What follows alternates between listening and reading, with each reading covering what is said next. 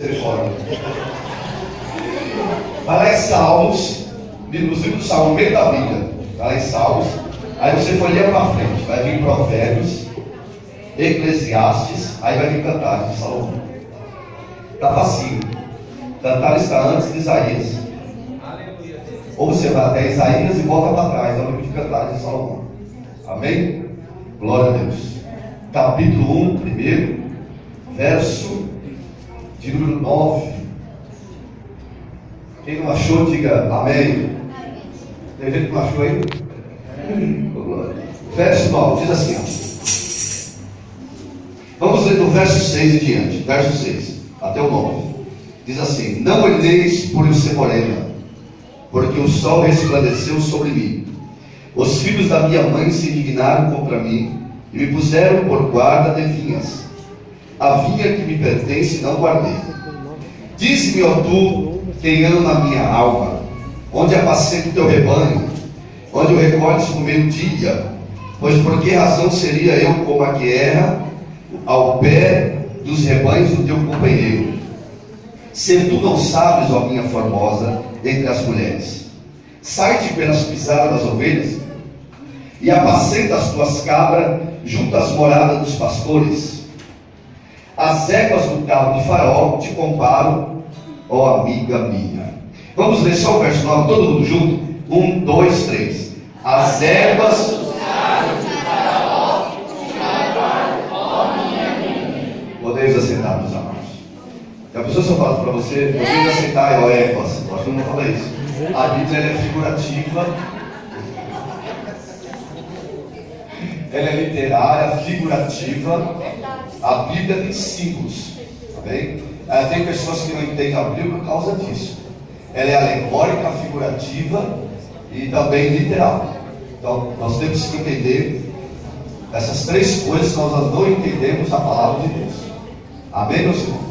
Preste atenção aqui, olha aqui para mim. Olha aqui para mim, em nome de Jesus.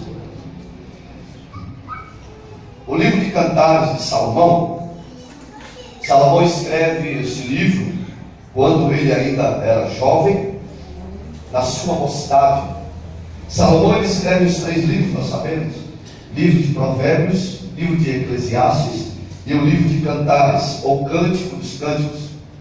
Este livro ele é profundo, de difícil entendimento pelas suas pronúncias, pela forma figurativa que ele traz a nós a palavra de Deus.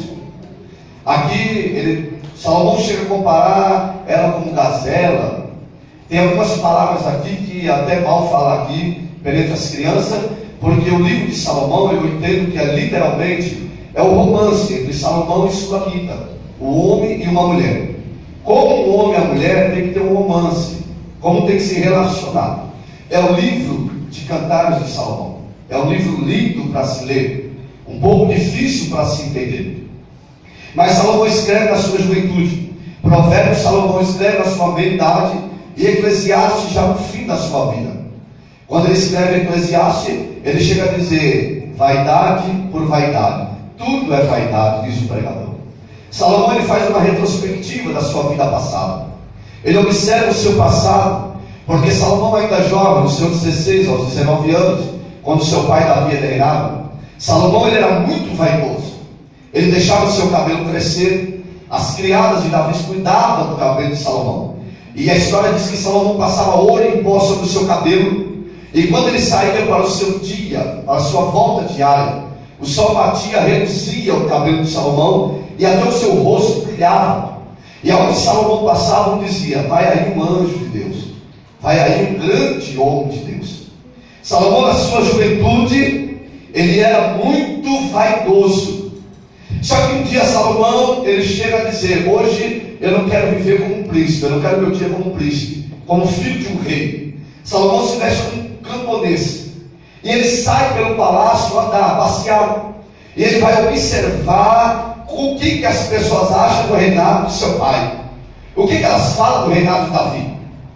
Então Salomão vai andar e vai se misturar com os ponteiros da época. Ele vai se misturar com os homens que cuidam das porcheiras dos animais.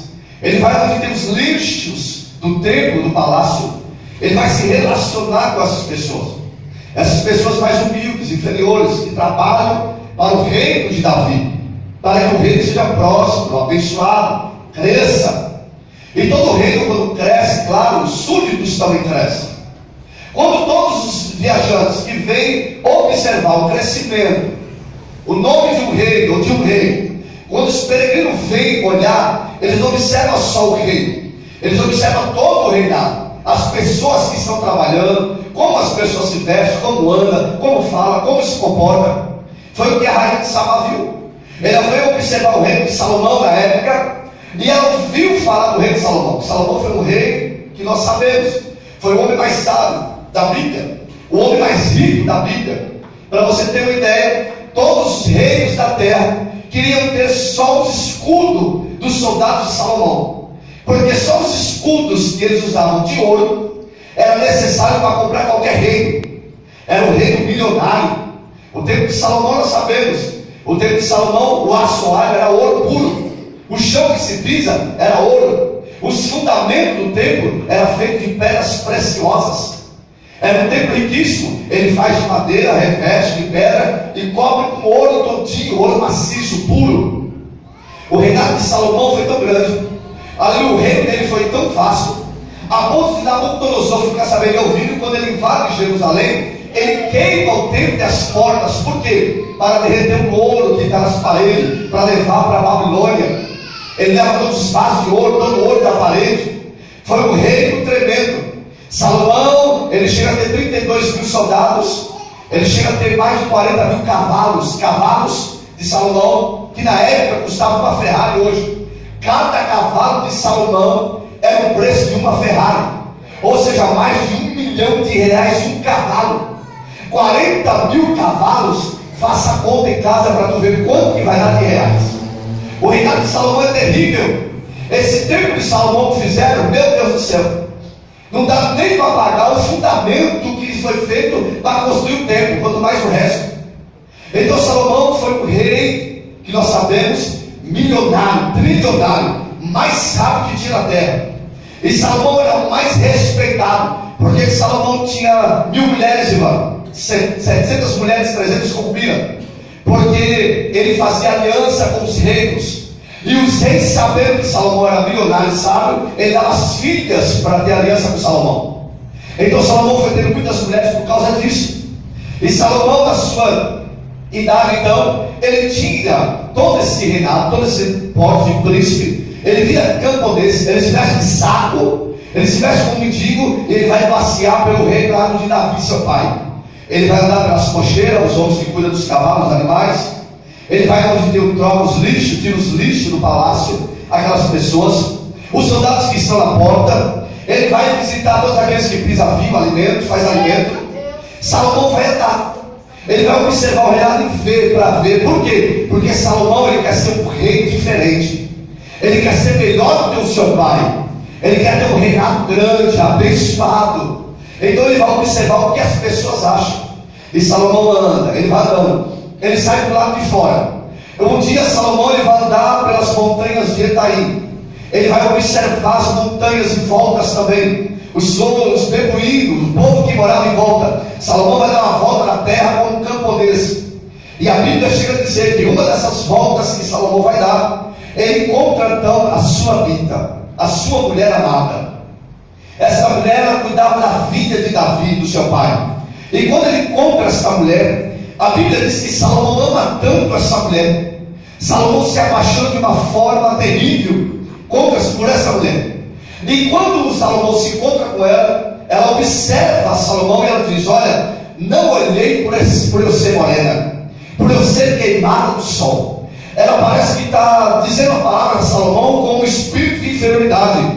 Ela está dizendo: eu sou negra, não olhei por eu ser negra, é o sol que me queimou. Mas é claro que o sol, ele queima uma pessoa, mas não a ponto de ficar negra, da pele negra. É morena, mas se deixar de tomar sol, ela vai ficar branca de novo, não chega a ficar negra. Mas a inferioridade dessa mulher, a humildade de Sulamita, ela começa a se constranger na presença de Salomão.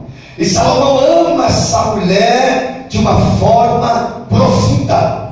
A paixão de Salomão é grande, a tanto que ele vai escrever esse livro de Cântico dos Cânticos, para pronunciar, mostrar o seu amor à Sulamita, o amor grande a essa mulher. Então Salomão, ele começa a andar, ele abandona os seus 300 homens, ele conhece a Sulamita, que no hebraico, no original, quer dizer aquela que fala com o coração. Ele se encontra e ele vai para os montes de Etai, que agora lá. Ele vai atrás dos montes observar e volta para o palácio. E uma dessas andanças de Salomão, ele como um campo desse, ele voltando embora, ele se depara com alguns lobos ferozes. E os lobos começam a correr atrás de Salomão. E Salomão começa a correr desesperadamente. E a Bíblia diz que 4 jovens se encontram com Salomão e observam os lobos vindo até ele. Eles pegam o cajado, eles afastam o lobo e eles vêm proteger Salomão. Eles livram Salomão do lobo. E quando Salomão olha para esses jovens, ele diz: olha, eu não tenho prata e eu não tenho ouro, o que eu poderia dar a vocês? Eles disseram: olha, nós não fizemos esse ato a você por prata ou por ouro, nós fizemos por você como faria por qualquer um nós faríamos. E Salomão está vestido de saco, de mendigo. Eles não sabem que eles estão livrando um príncipe das mãos de um lobo, um homem que é filho do maior rei de Israel da terra, um homem rico, milionário, que todo o ouro que Salomão pôs no templo foi Davi que conquistou nas guerras. Era um rei abençoado e ele conquistou toda essa riqueza. Eles não sabiam que eles estavam livrando um príncipe ali. E Salomão agradece a eles por eles terem livrado com o cajado na mão. Eles livram Salomão do perigo. E é isso que eu entendo hoje. É isso que eu falo. Quando nós queremos ser, nós conseguimos. Quando nós queremos mudar, nós conseguimos. Quando nós queremos fazer, nós conseguimos. Porque tem pessoas que fazem sem olhar quem, tem pessoas que fazem sem interesse, e isso é que agrada a Deus, é isso que Deus gosta. Hoje em dia as pessoas não estão fazendo mais, ainda mais se achar alguém no porte de Salomão, vestido de saco como mendigo, aí que não faz mais. Tem muita gente hoje querendo fazer para quem tem, para receber alguma coisa em troca. Oh, glória a Deus. Mas Jesus disse isso na Bíblia. Parece que eu vejo esses jovens lendo e dizendo: olha, tu tiveste nu, me vestiste, tiveste sede e me deste água para beber, tiveste fome e me deste pão para comer. Alguém disse: Senhor, quando fizemos isso para ti? Nunca te demos nada. Ele disse: quando fizeste a um desses meus pequenininhos. Oh, glória a Deus. Deus, ele quer levantar uma igreja diferente na terra. Deus, ele quer levantar uma igreja de obra na terra. Deus, ele quer estar introduzindo no meio do povo dele. Mas Deus fazer aonde está as obras, onde está o coração, onde está o amor. Tu veio aqui para um propósito. A paz de Deus, levante a mão comigo e dá glória para ele, que Deus tem que retribuir hoje. Esses jovens, eles livram Salomão e não interesse a nada. Eles são livres por Salomão, é livre por eles. Mas a Bíblia diz que após isso Salomão, ele fica com isso na mente. E chega um tempo em que Davi vai fazer aniversário. Davi está completando mais uma primavera, seu pai, o rei. E de costume na terra, de praxe da época, quando o rei estava fazendo aniversário, todas as nações iam até o rei. Todos os reinados iam até o rei e levavam presente para o rei, para agradar o coração do rei. Davi está fazendo aniversário. Todos os reinos estão se ajuntando para ir visitar Davi e estão levando presente a Davi. Davi está no palácio. Todos os reis estão chegando, todos os peregrinos estão chegando com presente. Salomão, ainda jovem, ele começa a observar todos que chegam na terra de seu pai, todos os reis que chegam para presentear o seu pai. Salomão, ele começa a observar, e um está isso, outro está aquilo, outro está aquilo outro, cada um dá o seu presente. Salomão olha e diz para os reis: olha, vocês não sabem presentear um rei, não. Vocês não sabem dar presente para rei. Como eu queria estar aí, que tu ia ver o presente que eu ia dar para alguém. Como o rei ia se agradar do meu presente. Porque esse presente que vocês estão trazendo para o rei não vai nem chorar. Ele não vai nem ter um sentimento pelo presente. Os reis diziam: Salomão, tu ainda é criança, tu é jovem, tu não entende nada de reinado, tu não sabe nada de presente, tu não sabe como agradar ninguém. Salomão disse: não, então me deixa entrar nesse negócio aí que tu vai ver o que eu vou fazer. E os reis disseram: então vai, Salomão, dá um presente para o rei. Então a Bíblia diz que Salomão, ele vai preparar um anel para dar para Davi. Anel puro de ouro, com 7 pedras de diamante, escrito uma epígrafe em hebraico dizendo Coavá, que quer dizer tudo passa. Salomão ele vai presentear o seu pai com esse anel de ouro, ouro puro. A Bíblia diz que era 7 pedras de diamante. A epígrafe em hebraico Coavá, que significa tudo passa. Salomão ele presenteia Davi. E quando o rei recebia o presente, era de praxe. O presente que mais agradava o rei, ele levantava o presente no meio da festa. Ele dizia: eu me agradei desse presente. Quem foi que deu esse presente? Porque eu quero que aleluia, que você faça um pedido. Você tem direito a um pedido desse dia. Então aquele que desse o maior presente, que o rei se agradasse, se gostasse, ele dava um direito para a pessoa fazer um pedido. E no dia que entregam todos os presentes, Davi olha aquele anel de ouro, 7 pedras de diamante, escrito Coavá, que quer dizer tudo passa. Davi gaba no anel, Davi se canta com o anel. E no dia de apresentar o presente, ele levanta o anel. Ele diz: olha, me agradei desse presente, esse anel. Quem deu esse anel se apresenta. Aí Salomão se apresenta, diz: pai, fui eu que dei esse anel. Davi diz: muito bem, meu filho, faça o pedido que tu quer agora, tu tem direito ao pedido. Salomão disse: pai, deixa que depois eu faço, eu não quero fazer agora não. E meio a isso, essa festa, segundo diz a história, está tudo relatado em Reis. A Bíblia diz que 4 jovens foram pegos no palácio de Davi roubando frutas do palácio do rei. E nessa época, toda pessoa que fosse pega no palácio roubando, o rei dava sentença diante de um tribunal. Primeiro, ele levantava a mão esquerda. Se ele levanta a mão esquerda, é sinal de morte. O réu vai ter que ser condenado, vai ter que morrer. Pegou roubando o rei, era réu de morte. Ele levantava a mão esquerda, dizendo que era para morrer o réu, e o tribunal declarava: é digno de morte, pode matar. Se ele levantasse a mão direita, o réu estava absolvido, ele não ia morrer. E a Bíblia diz que pegaram esses 4 jovens do palácio roubando, e de repente levaram até Davi e disseram: rei, pegamos esses 4 jovens aqui, não tem pai e mãe, roubando o teu palácio hoje. O que nós fazemos? O rei disse: olha, guarda eles na prisão, que quando acabar a festa, eu vou dar a sentença deles. A Bíblia diz que os jovens foram presos. A festa está acontecendo com o rei, Davi está na festa, sendo presenteado, aquela alegria. Os jovens estão sempre lá para ser sentenciados. Quando acaba toda a festa, Davi manda chamar os 4 jovens. Diga: chama os jovens. Davi põe o anel da mão esquerda que Salomão deu. E de repente os 4 jovens vêm até Davi. Davi está de frente do tribunal.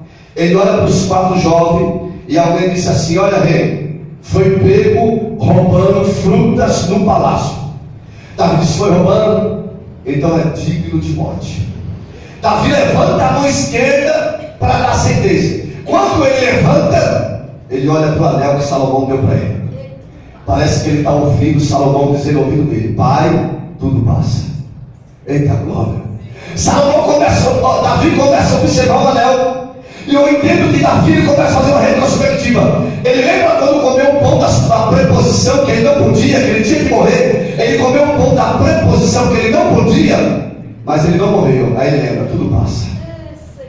Ele lembra quando ele mentiu, mais de 170 homens inocentes morreram por uma mentira de Davi. Ele começa a lembrar disso, ele olha para o anel e ele lembra: tudo passa.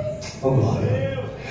Davi lembra quando 85 sacerdotes de Deus morreu por causa dele. Ele lembra, ele faz uma retrospectiva do passado. Ele lembra, ele diz: tudo passa. Oh glória a Deus, aleluia, aleluia.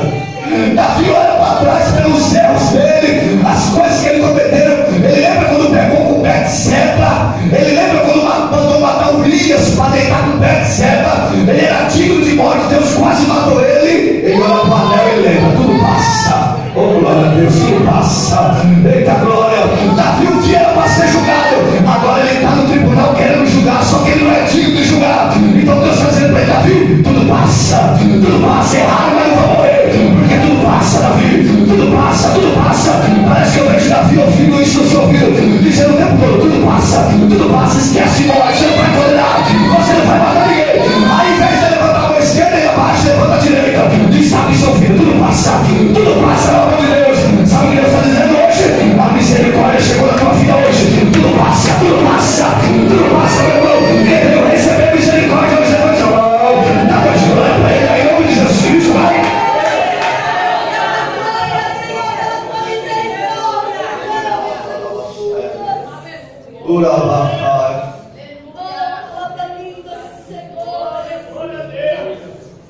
Tem gente que é assim. Ah, pastor, sou crente, mas não sou trouxa. Vou dar na cara dele, na cara dela. Pensa que é o quê? Tudo passa. Ah, pastor, eu não consigo ser crente, porque a mágoa, o ódio está aqui dentro e não sai de jeito nenhum. Tudo passa.